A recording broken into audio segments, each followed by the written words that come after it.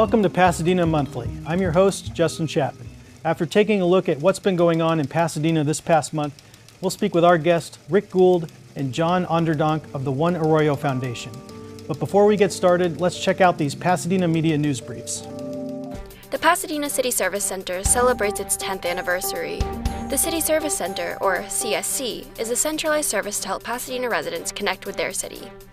You can visit the City Service Center to learn about city programs, such as bus routes, services, such as trash and recycling, and events hosted by the City of Pasadena.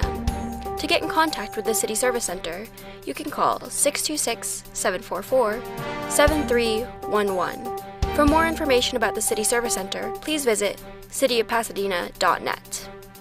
The Pasadena Unified School District has named its administrators for the 2024 through 25 school year. Helen Chan Hill has been appointed Chief Academic Officer. Saman Bravo Karimi has been named the district's Chief Business Officer. Eric Barba has been selected as Pasadena High School's principal. Jason Taylor returns to his post as Assistant Principal of Pasadena High School. Brian Lanigan has been appointed Interim Assistant Principal of Pasadena High School. Noemi Orvuna has accepted a position as Assistant Principal of Pasadena High School. Lanisha McKenzie's title has officially changed from Interim Principal to Principal of Elliott Arts Magnet. Arian Whitley has been selected as Principal of Octavia E. Butler Magnet. Ella Farinas returns to Octavia E. Butler Magnet as Assistant Principal. Maria Tolliver has been selected as Principal of McKinley School. Jeanette Scholar has been appointed Assistant Principal of McKinley School. Marcela Valadez has been appointed Assistant Principal of Marshall Fundamental. Vivian Huang has been appointed Interim Executive Director of Special Education. Christina Turley has been appointed Director of Planning, Innovation, Accountability, and Special Projects. Marion Stewart has accepted a position as the district's Coordinator of Multi-Tiered Systems of Supports. Sally Iverson has been appointed SELPA Administrator. These appointments will all go into effect on July 1st, 2024. For more information, visit pusd.us. The City of Pasadena is hiring a new Director of the Rent Stabilization Department. The role was established by the Pasadena City Council in December of 2023. Per recommendation from the Pasadena Rental Housing Board, City Manager Miguel Marquez appointed Helen Morales. Morales has worked in various roles in the California Department of Housing and Community Development, where she currently serves. She has also worked with the City of Los Angeles, the County of Los Angeles, and the City of Beverly Hills, where she established a new rent stabilization division. "I am honored to join the City of Pasadena and lead this important department," said Morales. Morales' service in Pasadena will begin on July 1st, 2024. Let's turn next to our lightning round of news updates. 1. The Pasadena City Council has approved a number of charter amendment measures to be placed on the November 5th ballot. One would require applicants for vacant council seats to have lived in Pasadena rather than a specific district, as unanimously recommended by the Charter Study Task Force, for 6 months before being appointed. One would require just 4 votes instead of 5 to appoint a mayor pro tem or acting mayor if the mayoral seat is vacated. One would establish term limits of 3 consecutive 4-year terms with the possibility of serving 2 additional 4-year terms after a 4-year hiatus. One would mandate that a council compensation committee, which has not convened since 2000, convene at least once every 5 years to evaluate council member salaries and benefits. They also set campaign finance limits of $1,000 per person for council candidates and $2,500 per person for mayoral candidates by ordinance, though a charter amendment would prohibit changes to the ordinance for 4 years. The council also voted to bring that draft campaign finance limits ordinance back within 60 days. And they voted to add a $195 million bond to the ballot to fund the retrofit of the Central Library. 2. UCLA's Center for Neighborhood Knowledge presented a study to the city's Reconnecting Communities 710 Advisory Group, which found that construction of the 710 and 210 freeways in the 1960s and 70s dramatically reshaped the city's racial makeup between 1950 and 1980, polarizing neighborhoods and increasing segregation. In 1950, people of color made up 52% of the 710 stub area. By 1980, that number declined to 23%. The advisory group also recently looked at physical reconnection, place creation, community cohesion, economic vitality, ecosystem health, and community health as they deliberate on what should be done with that land. The city also hosted its first major community engagement event to gather ideas about the 710 redevelopment project, and turnout was high. Meanwhile, consultant Allegra has been interviewing residents impacted by the freeway construction and recently completed a survey asking for stories of those who were displaced. 3. Law firm Hahn & Hahn delivered a presentation to the city's Human Relations Commission this month, during which they announced a new educational program called Housing Inequality and Activism in Pasadena. Starting next month, Pasadena students and teachers can participate in the program, designed for 9th to 12th graders and college students, and featuring 3 to 4 weeks of lessons about the history of the city's past housing discrimination practices and the lingering impacts of those practices. This program was born out of a dialogue between Hahn & Hahn and community groups after it came to light that Herbert Hahn and then Mayor Al Stewart led a discriminatory and racially restrictive housing campaign in Pasadena in the 1930s and 40s. 4. City Manager Miguel Marquez said the city hasn't immediately changed its day-to-day approach to homelessness following the recent Supreme Court decision to uphold a law in Grants Pass, Oregon, which allows cities to implement bans on camping on public property. Any policy changes would only happen after staff gathers more information and the City Council considers the issue at a future meeting. 5. The Council extended independent police auditor Dr. Richard Rosenthal's contract by 6 months, which will end on January 6. At that point, Dr. Rosenthal said he plans to retire. City staff will begin the RFP process to seek a new auditor. Meanwhile, Dr. Rosenthal released a comprehensive report that pointed to multiple areas where the police department's complaint process could be improved to better serve the community and ensure accountability. He reported that shortcomings included inadequate communication with complainants and missed opportunities for community engagement. 6. Public Works staff and consultant Apex Architecture delivered an update on the Colorado Street Bridge Barriers Project to the Public Safety Committee this month. A stakeholders working group consisting of fire and police officials, mental health professionals, city staff, and local organizations that has been studying various options over the past year largely favor a vertical barrier as opposed to horizontal netting, which comes with its own set of challenges. After years of consideration, a consensus has not emerged, but the team will continue to refine and develop a comprehensive approach. Acting Public Works Director Chris Markarian said staff is, quote, truly exhausted looking at various mitigation measures. 7. The new director of the city's new rent stabilization department, Helen Morales, presented a budget update to the Rental Housing Board and reported significant underspending in its first year of operation, largely due to delayed onboarding of new staff. Also, the council voted to place minor amendments to the rent control section of the charter on the November ballot, including revision of rental registry deadlines, board member removal process, clarification of legal requirements, and more. 8. The Tournament of Roses Association removed longtime and award-winning float builder Fiesta Parade Floats from its list of authorized builders, citing Fiesta's failure to meet financial and technical criteria. Fiesta has built floats for the Rose Parade for 36 years, and Fiesta founder Tim Estes said he was decimated and disheartened and would miss the parade. Phoenix Decorating Company and Artistic Entertainment Services, as well as multiple one-off floats such as the ones built by the cities of South Pasadena, La Cañada, Flint Ridge, and Downey, remain authorized by the tournament to continue building Rose Parade floats. Tournament Communications Director Candy Carlson told Pasadena Now that they are confident that their 2 remaining commercial float builders can accommodate all float participants approved for the 2025 Rose Parade. 9. Pasadena Public Works Department Director Tony Olmos left his position on July 11 after 2 years with the city. He began a similar position with the city of Inglewood on July 22nd. Chris Markarian is serving as acting director as the city manager's office begins the recruitment process for the permanent director. Also, Public Health Department Director Dr. Ying Go, who was my very first guest on this show back in April 2021, has left her position and will now serve as clinical lead for a team working on improving postpartum maternal health under U.S. Department of Health and Human Services Secretary Javier Becerra. And 10, the Ambassador Auditorium has been listed for sale for $45 million for the first time since 2004, when it was purchased by Harvest Rock Church for $19 million. A city spokesperson told Pasadena Now that the city of Pasadena does not plan to purchase the 1,200-seat, 45,000 square foot performing arts venue. Harvest Rock Church plans to relocate.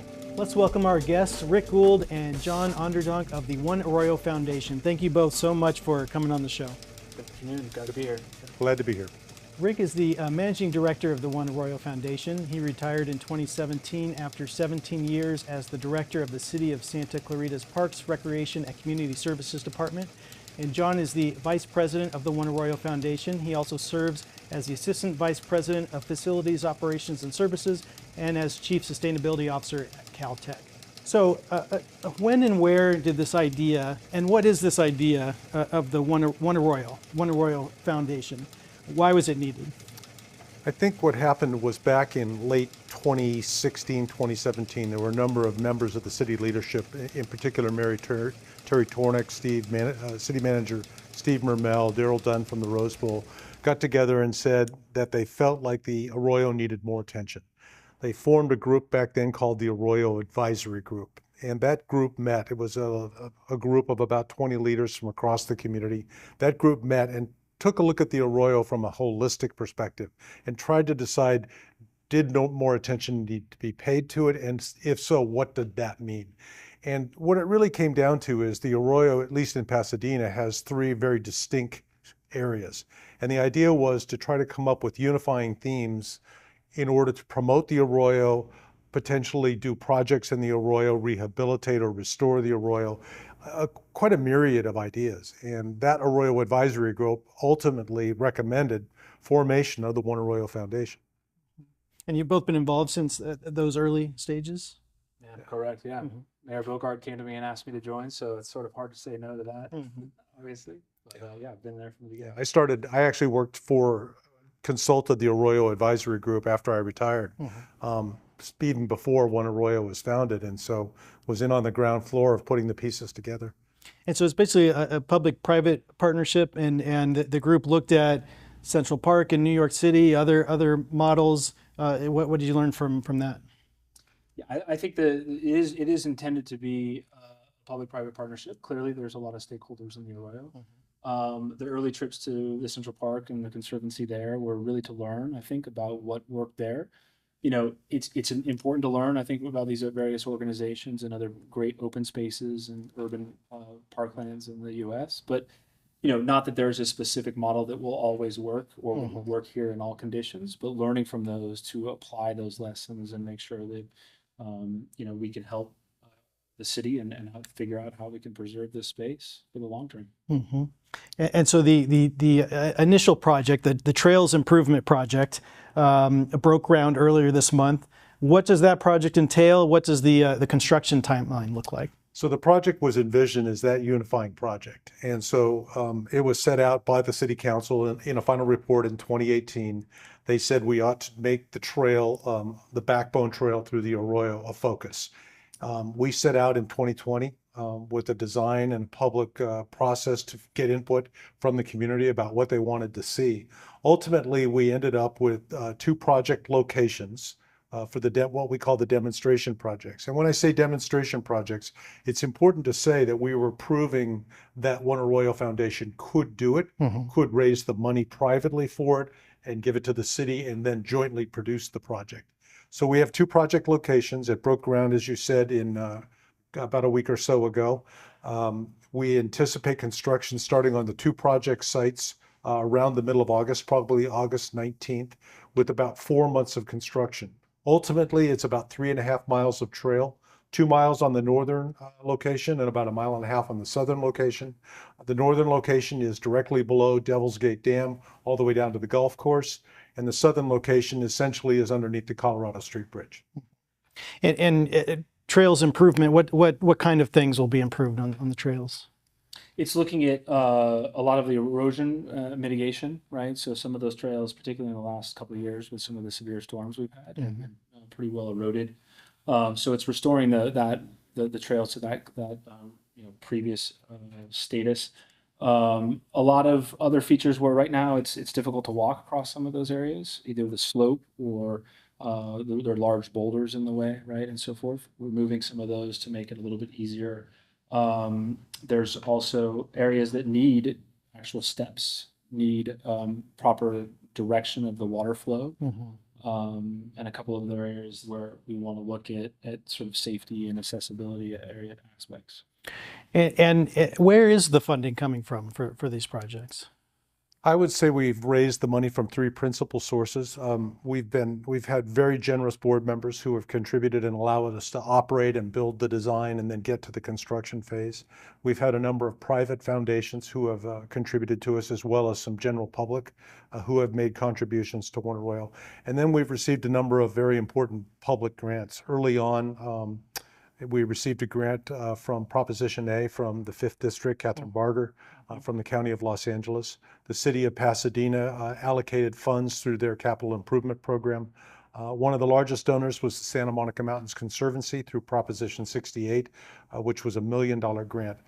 We have several other grants that have just been awarded, another out of Prop 68 through the state of California, some private foundations, including the Asher Foundation. I should mention Parsons, Kaiser, so a lot of community involvement, but primarily the majority of the construction money is coming out of public grants that the foundation has pursued. Gotcha. And tell us about the Mayberry Parker Bridge and how that plays into it. A lot of people don't even know about that bridge. It's underneath the Colorado Street Bridge, been closed off for a long time. And will that be reopened? Yeah, it's actually a second phase of work that we're going to do. It's not part of the initial construction we're going to do. We found early on in the process that there was a lot of desire on the part of residents to reopen that bridge to pedestrian traffic. We took a look at it. We expanded our design footprint with a change order. Our designer came up with some ideas on how to do it.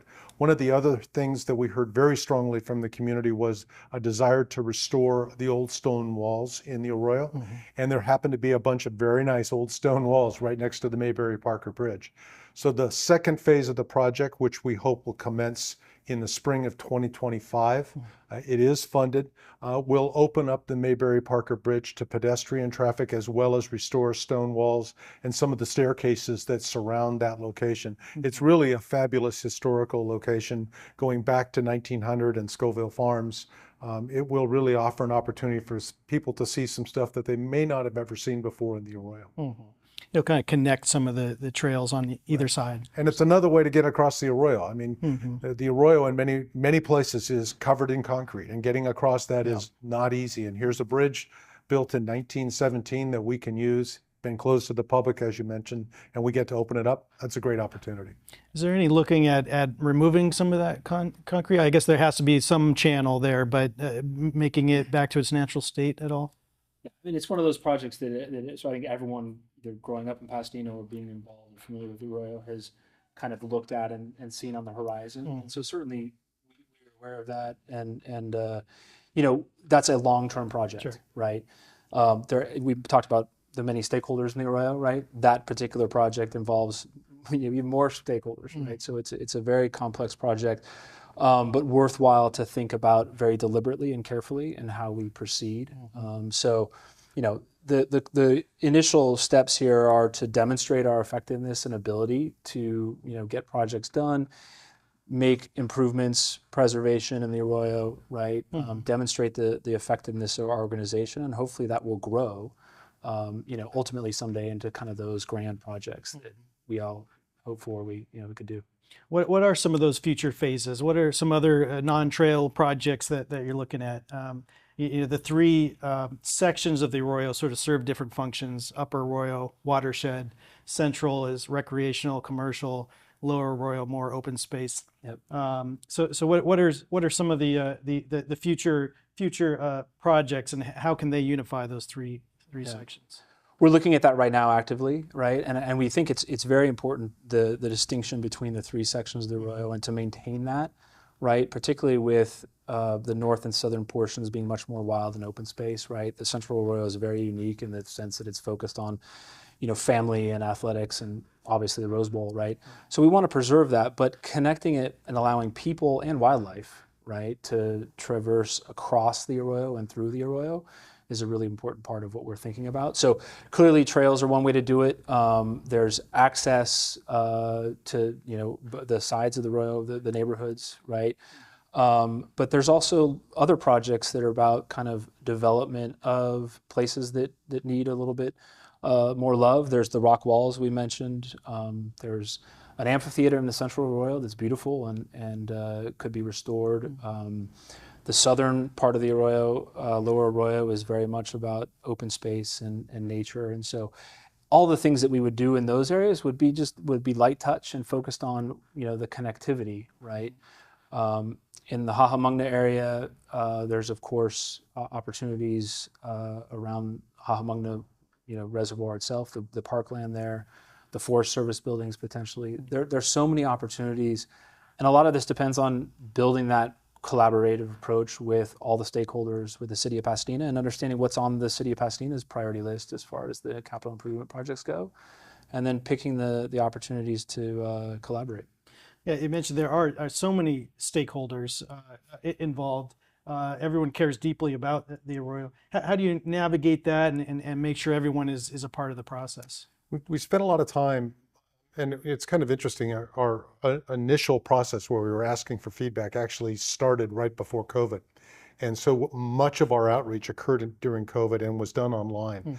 But we had thousands of page views of the proposed project. We received significant public feedback, including 157 written responses to specific things that we should accomplish. So we have a fairly good feel there. We've spent a lot of time reaching out to the local organizations that are important in the Arroyo, not only the stakeholders who actually have a physical place like Kid Space or the Aquatic Center or Mach 1 up in Hahamungna, but also the neighborhood association, San Rafael Neighborhood Association, WPRA, Linda Vista Annandale Association. So we're in contact with that, as well as the council districts. So we're trying to gauge constantly what's going on. We're out talking to local groups. I chatted with a group of equestrians for 2 hours the other night. As they come up out of San Pasqual stables, they're big users of the Arroyo, and being aware of their needs is just as important as a family taking a walk. Why did each of you get involved with this project, and what does the Arroyo mean to Pasadena? Well, I was fortunate enough to grow up on the rim of the Arroyo, so to speak, and so it was my backyard, and spent a lot of time playing and exploring, and then as I grew older, obviously playing sports and formal stuff there, and so the Arroyo has always been a foundational place for me in my life and who I am, and in fact many reasons why I pursued sustainability as a career is due to the fact that I've had early exposure to that open space. So I joined because one, I care about it, obviously, but two, I want that experience and that foundational place to be available to others, right? And so that hopefully those other people can have that same experience and take that in the ways that they want. So to me, that's an important part of why I'm doing this. After 40 years in the Parks and Recreation field, it's sort of it was a natural fit for me. And like John, we're actually neighbors. We didn't know each other until One Arroyo, but we lived just a couple of blocks from each other on the rim of the Arroyo. So that became a natural fit for us as well. But I think, the last probably 6 or 7 years when I was working, my main focus was open space preservation. And so living near the Arroyo, open space preservation, One Arroyo seemed a natural fit for me. Is there anything else that the community should be aware of about this project going forward, and how can the community get involved and support this project? I think the big thing is keep an eye on our website, which is onearroyo.org. When we can, we will post updates. Now, the project is actually being managed by the city. We're involved, obviously. We'll try to post updates. There may be periods of time where there are closures of the trail, particularly as John described, when we may be doing some staircasing. You may need to have a large closure area for a week or so. Our website or the city's project website should give updates on when trail closures would occur. In terms of getting involved and you want to support the organization, reach out to us. Reach out to John, reach out to myself, and we can see if there's a place. Our organization is growing.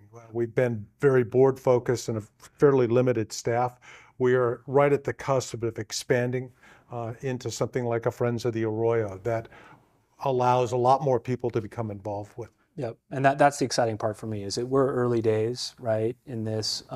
We've put a lot of work in, so it doesn't feel like early days for many of us, but it's still early days, and we have the projects to carry us through now, and then I'm excited about what we can build on that. And the way we build on that is by getting more engagement, more ideas, understanding what the stakeholder needs are, right? And sharing that in a collaborative space, right? So, yeah, engaging with us and reaching out, meeting us in the Arroyo, and we'll hopefully have lots of other events, and just kind of spreading the good word about things that we can all do to protect the Arroyo. Great. Well, it's an exciting project. Arroyo is obviously one of the crown jewels, if not the crown jewel of Pasadena. So Yes. thank you both, John, Rick, for coming out and Thank you. talking to us about it. Absolutely. Really appreciate it. Yeah. Before we go, here is this month in Pasadena history. It was this month in 1945, July 6th, on the eve of the end of the Second World War, when two black and white checkered V-2 rockets, the Nazis' most feared weapon, which had bombarded the peoples of England and Belgium, arrived in Pasadena on an open flatbed rail car, according to author George Pendle in his book Strange Angel about Jack Parsons, whose work helped lay the foundation of the U.S. rocketry program and of JPL. Pendle wrote, quote, "Allied forces had recently captured an underground factory in Germany's Harz Mountains, where the weapons had been manufactured by slave labor. They were now at Caltech to be studied. The 46-foot-long missiles had a vicious, sleek grace. These rockets held within them the promises of space and the future. The people of Pasadena thronged to see them," end quote. In addition to harvesting Nazi rockets, through a program called Operation Paperclip, the U.S. government also harvested Nazi scientists, such as Wernher von Braun, who helped develop the dreaded V-2. Caltech and JPL played no small role in the space race that unfolded between the U.S.